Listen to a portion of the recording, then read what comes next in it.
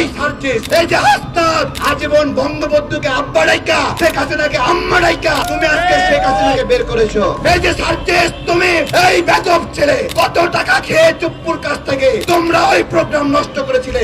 নেতা হবা, এই নেতা হবা, নেতা হওয়ার সাথ যাচ্ছে। এই যে সার্জিস, এই যে হাসনাত, তুই 28 তারিখে আওয়ামী লীগ ছিলি, তুই 28 তারিখে ছাত্রলীগ ছিলি, তুই 28 তারিখে দালাল ছিলি। সামনে পোস্টার বয় হিসেবে ইউনূস স্যারকে রেখেছে আর পিছনে ক্ষমতা চালাচ্ছে সেনাবাহিনী। আমাদের প্রধান উপদেষ্টা তার পোস্টে সেনাবাহিনীর নাম লেখেনি, অথচ সেনাবাহিনীর সদস্যরা তাকে তুলে নিয়ে গেছে।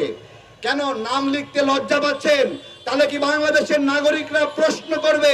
ক্ষমতা সামনে পোস্টার বয় হিসেবে ইউনূস স্যারকে রেখেছে আর পিছনে ক্ষমতা চালাচ্ছে সেনাবাহিনী, ক্ষমতা চালাচ্ছে ওয়াকার, ক্ষমতা চালাচ্ছে চুপ্পু। আমি আজকে বৈষম্য বিরোধীদের কাছে জবাব চাচ্ছি।